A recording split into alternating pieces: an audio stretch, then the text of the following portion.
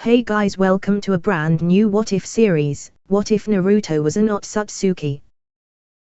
There are multiple routes that can be taken to explain how Naruto could be an Otsutsuki. However, for this story, Naruto will be a reincarnation of an Otsutsuki spirit that died at a young age. Kind of like how Indra's and Asura's spirits reincarnates, or some sort of special karma. I will explain which Otsutsuki's spirit Naruto will have later on, so without further ado, let's start this what if. Inside a secret location outside the Hidden Leaf Village, the yellow flash of the leaf, Minato Namikaze, and Kushina Uzumaki would give birth to their son Naruto. They would notice Naruto's unusual appearance, however before they could question it, the two midwives would be killed and Naruto would be taken by a masked man. Luckily, Minato would be able to recover Naruto, however at the same time, the masked man would escape with Kushina. The masked man would then extract the 9 tails from Kushina, and order the beast to kill its previous host, however Minato would arrive just in time to save her and bring her to Naruto to rest. Minato would then engage the masked man, managing to outsmart him and use his intangibility against him, throwing a kunai through his head, teleporting to it, slamming a Rasengan into the man's back, forcing him to retreat, and breaking his control over the beast. Minato would then fight the 9 tails, still dying with his wife to protect Naruto and seal half the 9 tails inside himself and the other half in his son. They would then say their dying words to their son. And the third Hokage would arrive just in time to learn the boy's name and promise to take care of him and to raise him as a hero who saved the village, which he instantly broke, like usual. Upon seeing Naruto, Hiruzen would question if Naruto was really Lord Fourth Son, due to the fact he looked nothing like him, however he decided to trust their dying words. Growing up, Naruto would be treated worse than usual, as he had snow-white skin, pale blue hair and 2 tiny horns protruding out from his skull. He would also have pure white eyes, so people questioned if he was blind, however by the time he was 3, it was quite obvious that he was not blind but instead had the Bakugan. So the Hyuga clan would fight to gain custody of him. At the same time, Naruto would also have a 3-tomo Sharingan on each of his palms, so the Uchiha clan also wanted to have the boy. However in the end, Naruto ended up being given to the Hyuga clan due to the Uchihas being believed to be behind the 9 tails attack, so giving them the 9 tails Jinchuriki would be stupid. Despite how many times they tried to brand Naruto with the bird seal, the seal would not last longer than 30 seconds, so they eventually gave up on branding him. Naruto would be given a small room to live in inside the Hyuga compound and a small amount of money to live on, from the Hokage. Despite the Hyugas fighting for ownership of Naruto, it wasn't out of love or family bonds, it was exactly that, ownership. Ownership of the 9 tails inside of Naruto and ownership over his Bakugans. Because of this, Naruto was treated like trash and constantly yelled at for no reason by all the clan members. The only one who didn't treat Naruto like that was Hinata, who was always watching Naruto, believing his unusual appearance made him look divine. However, she was still shy and her parents didn't want her near Naruto, so she couldn't really help him. One day, a cloud shinobi pretending to be signing a treaty, would break into the Hyuga compound and kidnap Hinata in her sleep. Luckily Naruto would still be awake and would sense the intruder with his Bakugan, and would fly to the man. Using his Otsutsuki Bakugan to emit an immense pressure which shut down the unprepared ninja's chakra system, forcing him to the floor. Naruto would then untie Hinata, using the ropes to tie the man up instead. Within a few minutes of saving Hinata, the rest of the Hyuga family would arrive, checking on Hinata, and at first would believe Naruto was behind the kidnapping, so would start attacking Naruto. However, Hinata would beg for them to stop as Naruto was actually the one to save her, pointing at the unconscious Cloud Ninja.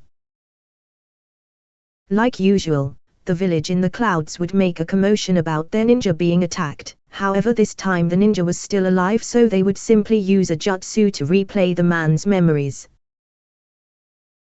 making it obvious that it was a setup so they couldn't do anything to try gain a Bakugan. After that day, Naruto was treated a bit better by the elders of the clan, especially Hinata's father, and would become Hinata's training partner, due to him being a natural genius in their eyes, having the purest Bakugans they have ever seen. Eventually, Naruto would be old enough to join the academy and would learn he was unable to perform hand signs. Well, to be more accurate, he didn't have to perform jutsus, and could use every change in chakra nature, including yin and yang release. Despite this, Naruto was horrible at the clone jutsu due to having far too much chakra for that pathetically weak jutsu. Luckily, Naruto was perfect at every other jutsu and had unmatched taijutsu abilities, being able to compete with elite jonin by the time he was 12, so he still graduated. Because of this, Mitsuki told Naruto that if he stole the scroll of sealing from the Hokage office, he would be instantly promoted to jonin. Still as stupid as ever, albeit a little more respectful, due to being in a prestigious family, Naruto would still steal the scroll and escape into the forest to wait for Mitsuki to promote him. While waiting, Naruto decided to take a peek into the scroll, using his Sharingan to memorize all the jutsu on the scroll, to practice them later, while he learns the Shadow Clone Jutsu while he waits. Like usual, Iruka would be the first person to arrive, telling Naruto off for stealing the scroll and how he was tricked by Mitsuki. However, Mitsuki would arrive telling Naruto that Iruka never cared about him and hated him for containing the nine-tailed fox that killed his parents, and is just using him to get the scroll for himself. Naruto would then activate his Bakugan, and create 5,000 shadow clones, making Mitsuki think that he had tricked Naruto into attacking Iruka. However, the shadow clones would all turn around and start beating up Mitsuki, with Naruto revealing that his Bakugan isn't like normal Bakugans, and can tell the difference between the truth and a lie. By the time Naruto's clones had stopped beating on Mitsuki, all of Mitsuki's chakra points would be shut down and his vital organs would be heavily damaged, so he would be disabled when he recovers. Naruto would then hug Iruka, apologizing for not trusting him straight away and saying that he was right when he said there were no shortcuts to becoming Hokage. The next day, Naruto would be told his team, being in Team 7 with Sasuke and Sakura. Like usual, Kakashi was late, so Naruto decided to play a little prank on him, placing the board rubber in between the door and its frame, so that it would fall on Kakashi's head when he arrived. Kakashi allowed it to fall on his head in case it was done by teamwork. However, his initial impression of his new team wasn't the best. They would then introduce themselves to each other, with Naruto saying that he likes a lot of things, like ramen, the moon, and the pretty white-haired lady who lives on the moon that looks like him in his dreams, and his dream is to change the Hyuga clan and to become the Hokage. Now that Team 7 is proficiently introduced, Kakashi tells them they will have a test tomorrow, with the losers being sent back to the academy, and warns them to not eat breakfast before arriving, or they will be sick. At 5 a.m. the next day, Naruto, Sasuke and Sakura arrive at the designated area as instructed. However, once again, Kakashi arrives late, upsetting them. When Kakashi does finally arrive, he claims that a black cat passed his way, so he had to go the long way. Kakashi then tells them that they will have to retrieve a bell from him by noon, and since there are only two, one of them will be not only failed but will be tied to a tree post and watch as everyone else eats. Sakura deduces that Kakashi made them skip breakfast to make the test more difficult. Once the test begins, the three of them go off and hide. Just as Kakashi comments that his team has hidden well, Naruto makes his presence known and charges at him. Kakashi nonchalantly takes out his Icha book and evades all of Naruto's attacks, before appearing behind him and using the 1000 years of death to send him flying into the water. However, Naruto reveals that that was just a shadow clone and the real him had been hovering above his head the whole time, eating the bento box he had placed as a trap. Naruto would then drop to the floor, stretching, with his eyes shining with confidence. Seeing this, Kakashi raised an eyebrow, surprised at the sudden appearance of Naruto after being tricked by him. "Well, this is unexpected," he said with a smirk. "I guess we'll have to see what you're made of," while uncovering his Sharingan. Realizing Kakashi was taking him seriously, Naruto grinned, eager to show off his powers. He then leaped into the air and landed on a nearby tree branch nearby, balancing effortless on one foot, shouting, "Let's do this." Naruto would then appear in front of Kakashi, flicking him in the forehead, telling him that this will be a piece of cake.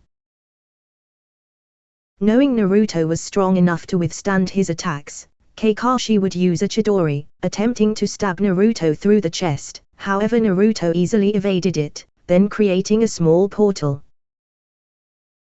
making Kakashi graze his own leg slightly, before deactivating it. Kakashi would try to attack Naruto again, but Naruto easily dodged his attacks with incredible speed and agility. He would then leap over Kakashi's head, landing behind him, snatching one of the bells from Kakashi's belt before he had even realized what had happened. Sasuke and Sakura looked at each other in shock, amazed by Naruto's speed and reflexes. They had never seen anyone move that quickly before.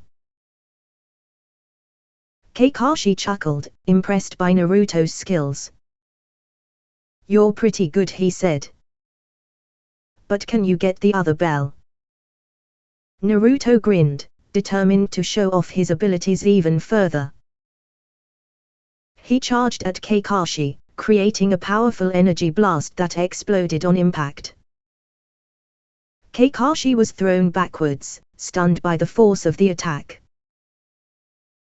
While Kakashi was distracted, Naruto snatched the second bell from his belt and grinned in triumph. Sasuke and Sakura stared at him in awe, amazed by his incredible display of power and speed. Kakashi smiled, impressed by Naruto's performance, telling him that he had passed and the others had failed, however he will let them have another test. Sasuke and Sakura would then be tied to posts, while Naruto was allowed to eat, creating a pot of instant ramen out of thin air.